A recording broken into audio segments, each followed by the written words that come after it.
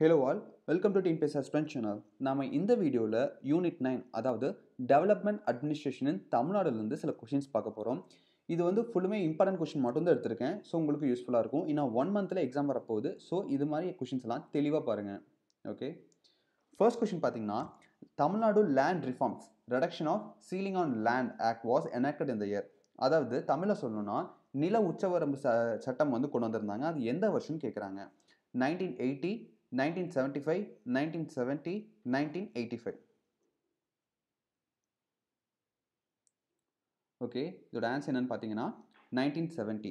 So 1970 தான் பார்த்தீங்கன்னா reduction of ceiling on land act கொண்டு வந்தாங்க. ஸோ நீங்கள் இந்த மாதிரி கொஷின்ஸ் நல்லாவே பார்த்துக்கணும். அதோட உச்ச வரம்பு எத்தனை ஏக்கர் இந்த மாதிரி பாயிண்ட்ஸ்லாம் கூட நல்லா தெளிவாக பார்த்துக்கோங்க. Okay, second question, who started rain water harvesting scheme in Tamil Nadu? So அந்த பர்சன் கொண்டு வந்த இந்த ரெயின் வாட்டர் ஹார்வெஸ்டிங் ஸ்கீம் வந்து தமிழ்நாட்டிலேயே இந்தியாவிலேயே வந்து ஒரு சக்ஸஸான ஒரு ஸ்கீம் சொல்லலாம். அது யார் கொண்டு வந்தான்னு கேட்குறாங்க. K Karunanidhi, J Jayalalithaa, MG Ramachandran, Edappadi K Palaniswami. So இந்த 4 சீஃப் மினிஸ்டர்ஸில் யார் ரெயின் வாட்டர் ஹார்வெஸ்டிங் ஸ்கீம் கொண்டு வந்தாங்க அப்படின்னு கேட்குறாங்க. ஓகே, ஆன்சர் பார்க்கலாம். ஆப்ஷன் பி ஜே ஜெயலலிதா தான் கரெக்டு. 2002 வந்து இந்த ரெயின் வாட்டர் ஹார்வெஸ்டிங் ஸ்கீம் கொண்டு வந்தாங்க. இது பார்த்தீங்கன்னா ரொம்பவே சக்ஸஸ்ஃபுல்லாக ஆச்சு. இந்தியாவிலேயே வந்து பார்த்தீங்கன்னா இது ஒரு முன்மாதிரியான ஒரு ஸ்கீமாக ஆச்சு. ஏன்னு பார்த்தீங்கன்னா தமிழ்நாட்டில் இருக்க நிறைய டிஸ்ட்ரிக்ஸில் நிலத்தடி நீர்மட்டம் நல்லாவே அதிகமாச்சு. ஸோ இது ஒரு சக்ஸஸ்ஃபுல்லான ஸ்கீம். ஸோ இந்த இயர் ஞாபகம் வச்சுக்கோங்க, 2002 ஜே ஜெயலலிதா அவர்களால் கொண்டு வரப்பட்டது. Which commission recommended a separate educational and employment reservation of 16% for MBCs and 17% for BCs? So இந்த எம்பிசி அப்படின்னு சொல்லிட்டு ஒரு புது கேட்டகரி கொண்டு வந்தாங்க. ஸோ வந்து இந்த எம்பிசிக்கு 16%ம் பிசிக்கு 17% ரிசர்வேஷனும் சொல்லிட்டு எந்த கமிஷன் வந்து பரிந்துரைச்சதுன்னு கேட்டிருக்காங்க. So Sattanathan commission 1970, Ambasankar commission 1980, Venkatakrishnan commission 1988, Janarthanan commission 2007. So இந்த ரிசர்வேஷன் பர்சன்ட்டை யார் வந்து ரெக்கமெண்ட் பண்ணான்னு கேட்குறாங்க.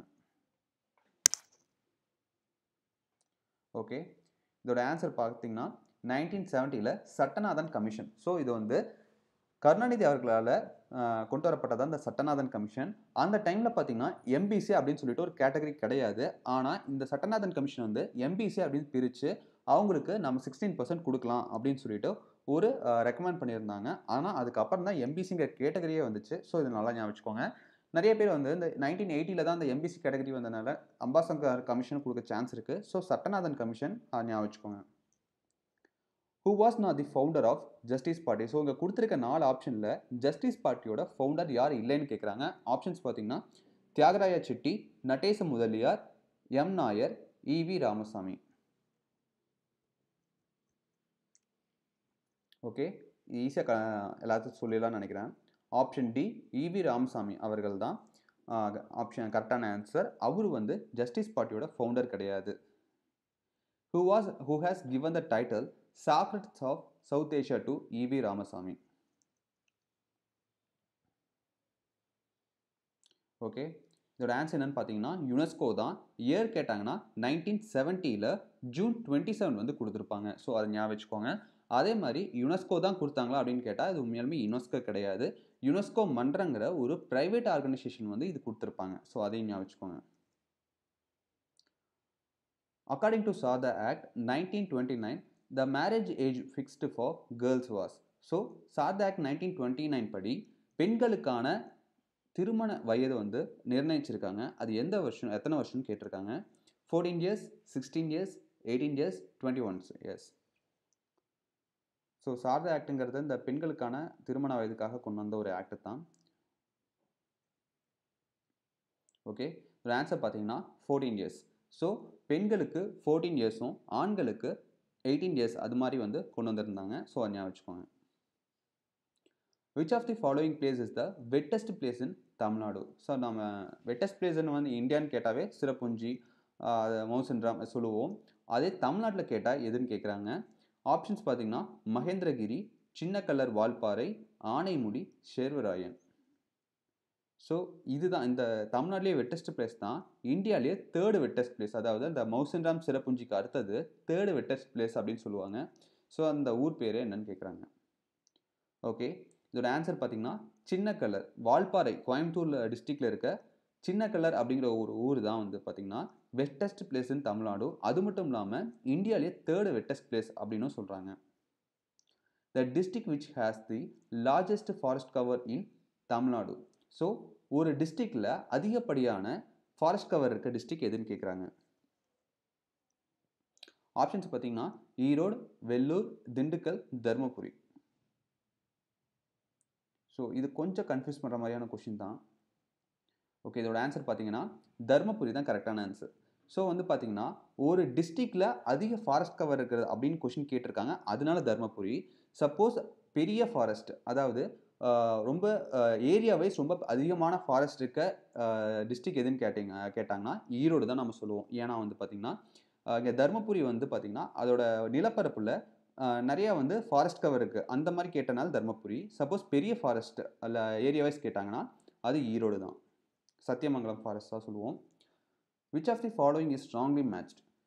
Gateway of Tamil Nadu Thoothukudi, home textile city Erode, steel city Salem, pump city Coimbatore. So இதில் வந்து ராங்கான மேட்ச் எதுன்னு கேட்குறாங்க. ஓகே, ஸோ இது ஈஸியாக சொல்லிடலாம்னு நினைக்கிறேன். ஹோம் டெக்ஸ்டைல் சிட்டி ஈரோடு இதுதான் வந்து தவறான மேட்ச். ஏன்னு பார்த்தீங்கன்னா மற்றதெல்லாம் ஓகே, கேட்வே ஆஃப் தமிழ்நாடு தூத்துக்குடின்னு சொல்லுவோம். பம்ப் சிட்டி கோயம்புத்தூர் தான். ஸ்டீல் சிட்டி ஆட்டோமேட்டிக்காக சேலம் வந்துடும். பம்ப் சிட்டி பார்த்தீங்கன்னா இந்தியாவிலேயே அதிகமாக ப்ரொடியூஸ் பண்ணுற பம்ப்ஸ் வந்து பார்த்தீங்கன்னா கோயம்புத்தூர்லேருந்து தான் வருது. So pump city Coimbatore.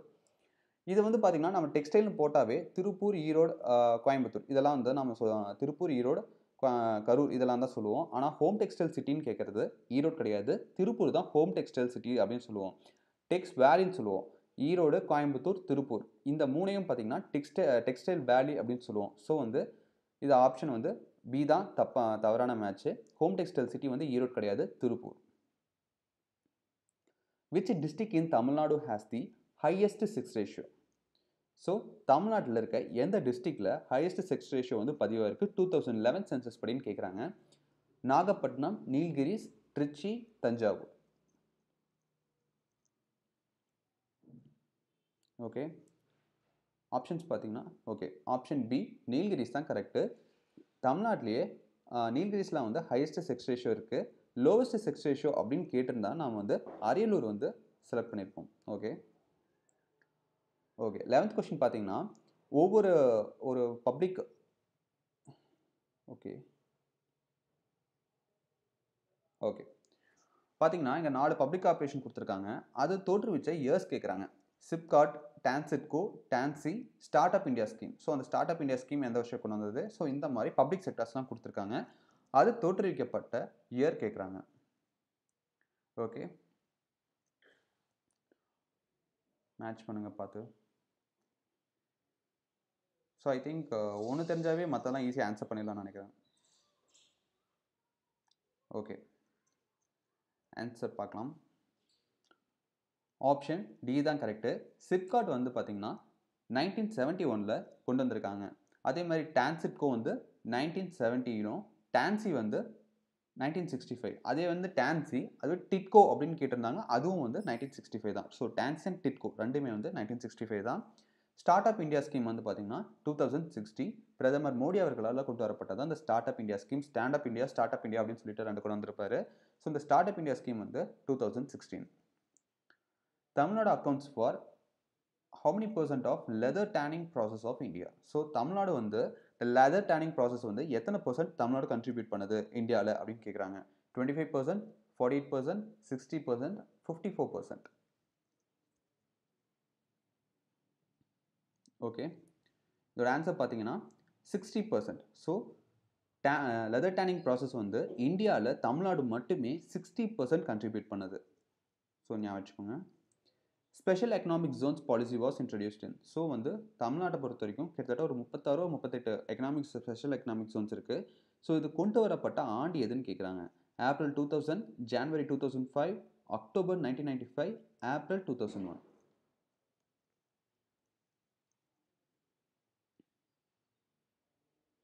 Okay, இதோட ஆன்சர் என்னென்னு பார்த்தீங்கன்னா ஏப்ரல் 2000. ஸோ இந்த ஏப்ரல் 2000 தான் பார்த்தீங்கன்னா ஸ்பெஷல் எக்கனாமிக் ஜோன்ஸ் வந்து கொண்டு வரப்பட்டது. ஸோ நீங்கள் எல்லா ஸ்பெஷல் எக்கனாமிக் ஜோன்ஸும் ஞாபகம் வச்சுக்கணும்னா இல்லை. ஸோ சில இம்பார்ட்டன்ட் மட்டும் ஞாபகம் வச்சுக்கோங்க.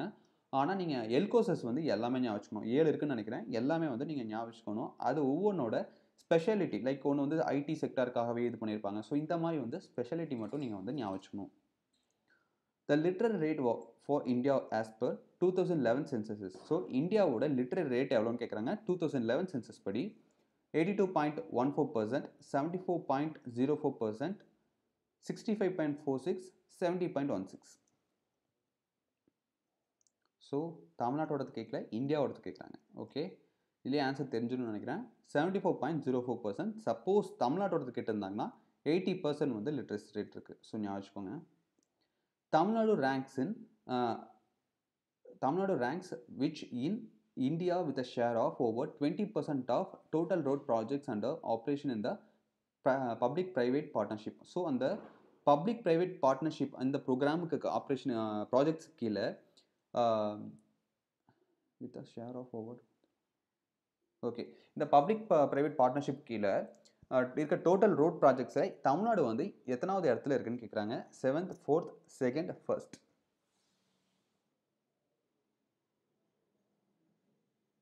ஓகே, இந்த பப்ளிக் ப்ரைவேட் பார்ட்னர்ஷிப்னா வேற ஒன்றும் இல்லை. அதாவது பார்த்தீங்கன்னா நம்ம இந்த டோல்கேட்டில் பண்ணுறாங்க இல்லையா. ஸோ வந்து அந்த டோல்கேட்டை வந்து ப்ரைவேட் வந்து டெண்டர் விட்டு அவங்க வந்து கட்டி அதை கொஞ்சம் வருஷம் வந்து டோல்கேட் இது பண்ணி மணி கலெக்ட் பண்ணிவிட்டு அதை அப்படியே கவர்மெண்ட் கொடுத்துருவாங்க. ஸோ இதை தான் வந்து பப்ளிக் ப்ரைவேட் பார்ட்னர்ஷிப் அப்படின்னு சொல்லுவாங்க. இதில் வந்து தமிழ்நாடு வந்து எத்தனாவது ரேங்க்கில் இருக்குது அப்படின்னு கேட்குறாங்க. ஓகே, ஆன்சர் பார்த்தீங்கன்னா 2nd. ஸோ இந்த ரேங்க் இதில் பார்த்தீங்கன்னா தமிழ்நாடு வந்து 2nd ரேங்க் இருக்கு அப்படின்னு வந்து சொல்கிறாங்க. ஸோ இப்போ ஞாபகம் வச்சுக்கோங்க, 2nd rank. Government of Tamil Nadu has taken a huge step towards ensuring e-security of government transactions by creating. So வந்து இந்த கவர்மெண்ட் டிரான்சாக்ஷனுக்கு இ-செக்யூரிட்டிக்காக எந்த ஒரு இதை வந்து ஸ்டார்ட் பண்ணியிருக்காங்க அப்படின்னு கேட்குறாங்க. National informatics centre, cyber security architecture for Tamil Nadu, Tamil Nadu e governance agency, none of the above. அதாவது இந்த கவர்மெண்ட்டோட இந்த பரிமாற்றங்களுக்காக இ-செக்யூரிட்டிக்காக கொண்டு வந்திருக்க ஒரு எப்படி சொல்கிறது, ஒரு ஆர்கனைசேஷன் கூட சொல்லலாம். ஸோ அது எதுன்னு கேட்குறாங்க. ஆப்ஷன் பி தான் correct, cyber security architecture for Tamil Nadu. So நிறைய பேர் வந்து தமிழ்நாடு இ கவர்னன்ஸ் ஏஜென்சி அப்படின்னு சொல்லுவாங்க. ஆனால் வந்து அதோட கவர்மெண்ட்டோட ஒரு இனிஷியேட்டிவ் வந்து எதுக்குன்னு பார்த்தீங்கன்னா வந்து கவர்மெண்ட்டோட எல்லா இதுவும் வந்து மக்கள் கொண்டு சேர்க்கணும் அப்படிங்கிற காரணத்துக்காக கொண்டு வந்தது மட்டும்தான் இந்த இ கவர்னன்ஸ் ஏஜென்சி. அதுக்கும் சைபர் செக்யூரிட்டிக்கும் எந்த சம்மந்தமும் இல்லை. செக்யூரிட்டிக்காக, அதாவது இந்த கவர்மெண்ட்டோட பரிவர்த்தனைக்காக கொண்டு வந்தது வந்து cyber security architecture for Tamil Nadu. So ஞாபகம் வச்சுக்கோங்க. ஓகே, அடுத்தது வந்து which interaction model refers to the usage of electronic means between public and government. So வந்து நம்ம பார்த்துருப்போம், இந்த கவர்மெண்ட்டோட அந்த கவர்னன்ஸில் வந்து 4 விதமாக பிரிச்சிருப்போம். ஸோ அந்த அதான் ஆப்ஷனில் கொடுத்துருக்காங்க. G2G, G2E, G2B, G2C. So இதோட வந்து நான் எக்ஸ்பிளைன் பண்ணால் வந்து உங்களுக்கு ஈஸியாக ஆன்சர் தெரிஞ்சிடும். ஸோ ஃபர்ஸ்ட்டு நீங்கள் பாருங்கள், எதுன்னு நீங்கள் ஆன்சர் ஃபிக்ஸ் பண்ணுங்கள், அப்புறம் வந்து ஆன்சர் சொல்கிறேன். ஸோ பார்த்துக்கோங்க, between public and government. Okay, இதோட ஆன்சர் பார்த்தீங்கன்னா ஆப்ஷன் டி, G2C தான் கரெக்டு. ஸோ இதோட ஃபுல் ஃபார்ம் என்னன்னு பார்த்தீங்கன்னா, G2Gனா கவர்மெண்ட் டு கவர்னன்ஸ், G2Eனா government to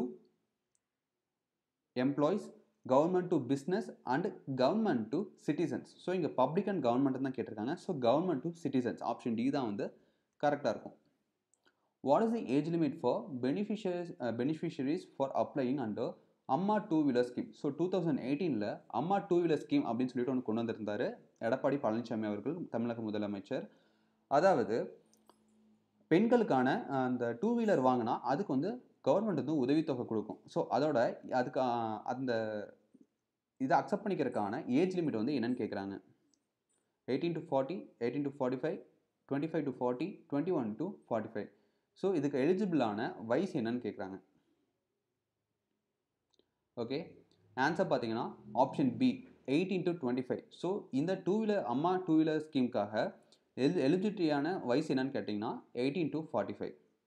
okay, dash is the ratio of female HDI to male HDI values. So இந்த ratio of female HDI to male HDI வேல்யூஸை நம்ம என்னென்னு சொல்லுவோம் அப்படின்னு கேட்குறாங்க. Gender inequality index, gender development index, multi dimensional poverty index, none of the above. Okay, இதோட answer என்னன்னு பார்த்தீங்கன்னா ஆப்ஷன் பி தான் correct, gender development index. So gender inequality இண்டெக்ஸ்ன்ட்டு நிறைய பேர் நினைக்க சான்ஸ் இருக்குது. ஸோ இது ஜெண்டர் டெவலப்மெண்ட் இண்டெக்ஸ். ஸோ இந்த ரேஷியோங்கிறது பார்த்தீங்கன்னா ஜெண்டர் டெவலப்மெண்ட் இண்டெக்ஸ்க்காக கொண்டு வந்தது தான். ஸோ இது இயர் கூட பார்த்தீங்கன்னா 2014 தான் நினைக்கிறேன். ஸோ நல்லா பார்த்துக்கோங்க. இந்த gender equality index, multi dimensional poverty இண்டெக்ஸ்லாம் பார்த்தீங்கன்னா 2010 தான் கொண்டு வந்திருக்காங்கன்னு நினைக்கிறேன். ஸோ இது வந்து ஜெண்டர் டெவலப்மெண்ட் இண்டெக்ஸுங்கிறது 2014 கொண்டு வந்தது தான். Which country has highest human development index 2019? So 2019 படி எந்த கண்ட்ரி வந்து ஹெச்டிஐல வந்து டாப் பொசிஷன்ல வந்தாங்க? Norway, Germany, Switzerland and Ireland. Okay, இதோட ஆன்சர் என்னன்னு பார்த்தீங்கன்னா நார்வே தான் கரெக்ட். ஸோ இந்த நார்வே, ஃபின்லாண்ட், டென்மார்க் இந்த மாதிரி கண்ட்ரிஸ் தான் பார்த்தீங்கன்னா ஹாப்பினஸ் இண்டெக்ஸாக இருக்கட்டும், ஹியூமன் ஹிஸ்ட்ரியாக இருக்கட்டும், எல்லாருமே வந்து டாப் மோஸ்ட் பொசிஷனுக்கு வருவாங்க. ஸோ இந்த 2019 பார்த்தீங்கன்னா நார்வே தான் வந்திருக்காங்க. ஸோ ஜெர்மனிலாம் அதுக்கு சான்ஸே இல்லை, அதெல்லாம் கொஞ்சம் பின்னாடி தான் இருக்கும். அதே மாதிரி இந்தியா பார்த்தீங்கன்னா 129th பொசிஷன்லாம் வந்துச்சு. ஸோ 2 இயர்ஸாகவே பார்த்தீங்கன்னா 129th இல்லை 2018 பார்த்தீங்கன்னா 130th பொசிஷனில் இருந்துச்சு. 2019 வந்து 129 பொசிஷன். அதோட பாயிண்ட் எவ்வளோன்னு பார்த்தீங்கன்னா 0.647 ஞாபகம் வச்சுக்கோங்க. 0.647 பாயிண்ட் வந்து அது வாங்கியிருந்துச்சு. 129th பொசிஷனில் இருக்குது India. Keezhvenmani massacre incident was happen in which year? So இந்த கீழ்வெண்மணி சம்பவம் வந்து எந்த வருஷம் நடந்துச்சுன்னு கேட்குறாங்க. 1965, 1966, 1968, 1972. ஸோ இந்த கீழ்வெண்மணி மசாக்கர் வந்து நிறைய பேர் கேள்விப்பட்டிருப்பீங்க, ஒரு சில பேர் கேள்விப்பட்டிருப்பீங்கன்னு நினைக்கிறேன். அதாவது வந்து பார்த்தீங்கன்னா தஞ்சாவூர்கிட்ட இருக்க ஒரு கீழ்வெண்மணி அப்படிங்கிற ஒரு ஊரில் நடந்த ஒரு இன்சிடென்ட் தான். அதில் வந்து பார்த்தீங்கன்னா அங்கே இருந்த ஜமீன் வந்து ஒரு ஜமீன் வந்து பார்த்தீங்கன்னா அந்த வேலை செய்கிற கூலியாட்களை வந்து கிட்டத்தட்ட 50 பேர்த்த ஒரே குடிசையில் போட்டு எரிச்சிருப்பார். அதான் வந்து இந்த கீழ்வெண்மணி மசாக்கர். இது உலகம் ஃபுல்லுமே பார்த்தீங்கன்னா அந்த வருஷம் பேசப்பட்டுச்சு. கிட்டத்தட்ட சைனாவில் இருக்க எல்லா ரேடியோலையும் கண்டினியூஸாக வந்து இதை வந்து சொல்லிகிட்டே இருந்திருக்காங்க 1 மந்த்துக்கு. ஸோ அவ்வளோ ஒரு கொடூரமான ஒரு இன்சிடென்ட் தான் அந்த கீழ்வெண்மணி இன்சிடென்ட்டு. இது எந்த வருஷம் நடந்துச்சுன்னு கேட்குறாங்க. ஆன்சர் பார்த்தீங்கன்னா 1968. ஸோ இந்த 1968 தான் இந்த கீழ்வெண்மணி இன்சிடென்ட் வந்து நடந்திருக்கு. ஸோ நீங்கள் ஞாபகம் வச்சுக்கிறது வந்து பார்த்தீங்கன்னா டிஎம்கே ஆட்சிக்கு வந்து அடுத்த வருஷம் அந்த மாதிரி கூட நீங்கள் ஞாபகம் வச்சுக்கலாம். 1968. Which city police have launched a special wing called Tholi scheme to support and provide counseling to victims and their parents in sexual assault cases? So இந்த பாலியல் ரீதியாக பாதிக்கப்படுற பெண்களுக்காகவும் அவங்களோட பேரண்ட்ஸ்க்காகவும் ஒரு ஸ்கீம் வந்து அனௌன்ஸ் பண்ணியிருக்காங்க. பேர் வந்து தோழி அப்படின்னு சொல்லிட்டு. இது எந்த சிட்டி போலீஸ் வந்து அனௌன்ஸ் பண்ணியிருக்காங்க அப்படின்னு கேட்குறாங்க. கோயம்புத்தூர், சென்னை, மதுரை, திருச்சி. ஸோ பேர் ஞாபகம் வச்சுக்கோங்க, தோழி அப்படிங்கிற ஒரு ஸ்கீம். ஸோ ஆன்சர் பார்க்கலாம். சென்னை தான் அனௌன்ஸ் பண்ணியிருக்காங்க. ஸோ அந்த தோழி ஸ்கீம் வந்து சென்னை சிட்டி போலீஸ் தான் அனௌன்ஸ் பண்ணியிருக்காங்க. குடிமராமத்து scheme was first launched in which district? So இந்த முதலமைச்சர் எடப்பாடி பழனிசாமி அவர்களால் இந்த குடிமராமத்து ஸ்கீம் அப்படிங்கிறது ரொம்பவே வந்து எல்லா வகையான மக்களுக்கும் வந்து பாராட்டப்பட்ட ஒரு ஸ்கீம் தான் இது. இது வந்து 2017 கொண்டு வந்தாங்க. எந்த டிஸ்ட்ரிக்டில் கொண்டு வந்தாங்க அப்படின்னு கேட்குறாங்க. விழுப்புரம், நாகப்பட்டினம், தர்மபுரி, காஞ்சிபுரம். ஓகே, ஆன்சர் பார்த்தீங்கன்னா காஞ்சிபுரம் தான் கரெக்ட். ஸோ காஞ்சிபுரத்தில் தான் வந்து இந்த குடிமராமத்து ஸ்கீம் அப்படிங்கிறத வந்து கொண்டு வந்திருக்காங்க. இந்த குடிமராமத்து அப்படின்னா என்னன்னு பார்த்தீங்கன்னா இந்த ஆற்றுல குளத்துலாம் பார்த்தீங்கன்னா அந்த வண்டல் மண் இருக்கும். அந்த வண்டல் மண்ணை மக்களே தூர்வாரி அவங்களே யூஸ் பண்ணிக்கிற மாதிரி அந்த விவசாயிகளுக்கெல்லாம் கொடுக்குற மாதிரி கொண்டு வந்தது தான் இந்த குடிமராமத்து ஸ்கீம் அப்படிங்கிறது. இது வந்து பார்த்திங்கன்னா காஞ்சிபுரத்தில் தான் வந்து ஃபர்ஸ்ட்டு வந்து இன்ட்ரடியூஸ் பண்ணியிருக்காங்க. ஸோ அந்த குடிமராமத்தை வந்து நிறைய டைம் வந்து குரூப் 1 இன்டர்வியூலாம் கேட்டிருக்கிறதா சொல்லியிருக்காங்க. ஸோ இது வந்து இந்த மாதிரி கொஞ்சம் ஃபேமஸான கவர்மெண்ட்டோட ஃபேமஸான ஸ்கீம்ஸ் எல்லாம் வந்து நீங்கள் நல்லாவே தெரிஞ்சு வச்சுக்கிறது நல்லது. Okay, who was appointed as first transgender staff nurse to Tamil Nadu government hospital? So வந்து நம்ம வந்து ஃபர்ஸ்ட் டிரான்ஸ்ஜெண்டர், அதாவது திருநங்கை எஸ்ஐலாம் பார்த்துருப்போம். அவங்களும் கொடுத்துருக்காங்க இந்த ஆப்ஷனில். ஸோ வந்து இங்கே கேட்டிருக்கிறது ஸ்டாஃப் நர்ஸ், அது மட்டும் நல்லா ஞாபகம் வச்சுக்கோங்க. ஆப்ஷன்ஸ் பார்த்தீங்கன்னா பிரித்திகா யாஷினி, அன்பு ரூபி, சத்யஸ்ரீ ஷர்மிளா, நந்தினி. இவங்களை யார் டிரான்ஸ்ஜெண்டர் நர்ஸ் அப்படின்னு கேட்குறாங்க. ஓகே, ஆன்சர் பார்த்தீங்கன்னா அன்பு ரூபி. ஸோ அந்த அன்பு ரூபி அவங்க அப்படிங்கிறவங்க தான் ஃபர்ஸ்ட் டிரான்ஸ்ஜெண்டர் ஸ்டாஃப் நர்ஸ், அதாவது ஃபர்ஸ்ட் திருநங்கை செவிலியர் அப்படின்னு கூட நான் சொல்லிக்கலாம் தமிழில். ஸோ அன்பு ரூபி ஞாபகம் வச்சுக்கோங்க. அதே மாதிரி டிரான்ஸ்ஜெண்டர் சப் இன்ஸ்பெக்டர் அப்படின்னு கேட்டாங்கன்னா பிரித்திகா யாஷினி. நாமக்கல் மாவட்டத்தை செஞ்ச இந்த பிரித்திகா யாஷினி அப்படிங்கிறவங்க தான் வந்து பார்த்தீங்கன்னா ஃபர்ஸ்ட் டிரான்ஸ்ஜெண்டர் எஸ்ஐ இந்தியாவிலேயே. அம்மா ஃபார்மசி. ஸோ இந்த அம்மா ஃபார்மசி, அம்மா சிமெண்ட், அம்மா ஃபார்மசி, அம்மா குடிநீர், அம்மா உணவகம், இது மாதிரி நிறைய கொண்டு வந்திருக்காங்க. அந்த இயர்ஸ்லாம் ஞாபகம் வச்சுக்கோங்க. இதில் கேட்டிருக்கிறது அம்மா ஃபார்மசி வந்து எந்த வருஷம் வந்து ஆரம்பிக்கப்பட்டுச்சு, அந்த மாதம் வருஷம். June 2014, August 2015, March 2016, June 2015. அம்மா ஃபார்மசி எந்த வருஷம் அண்ட் மாதம் ஆரம்பிக்கப்பட்டுச்சு? ஓகே, ஆன்சர் பார்த்தலாம். ஆன்சர் பார்த்தீங்கன்னா ஜூன் 2014 தான். ஸோ இந்த அம்மா குடிநீர், அம்மா உணவகம்லாம் பார்த்தீங்கன்னா 2013 ஸ்டார்ட் பண்ணாங்க. அம்மா ஃபார்மசி வந்து ஜூன் 2014 ஸ்டார்ட் பண்ணியிருக்காங்க. அது நல்லா ஞாபகம் வச்சுக்கோங்க. ஓகே, இதோட முடிஞ்சிருச்சு. ஸோ இது வந்து ஃபர்ஸ்ட் செட் ஆஃப் கொஷின்ஸ் தான். இதெல்லாம் ரொம்ப இம்பார்ட்டன்ட் கொஷின்ஸ், அதுதான் இதை எடுத்திருக்கேன். ஸோ அடுத்த செட் ஆஃப் கொஷின்ஸை அடுத்த கிளாஸில் பார்க்கலாம். தேங்க்யூ. இந்த வீடியோ உங்களுக்கு பிடிச்சிருந்துச்சுன்னா டிஎன்பிஎஸ்சி ஆஸ்பிரன்ட் சேனலை சப்ஸ்கிரைப் பண்ணிக்கோங்க. தேங்க்யூ.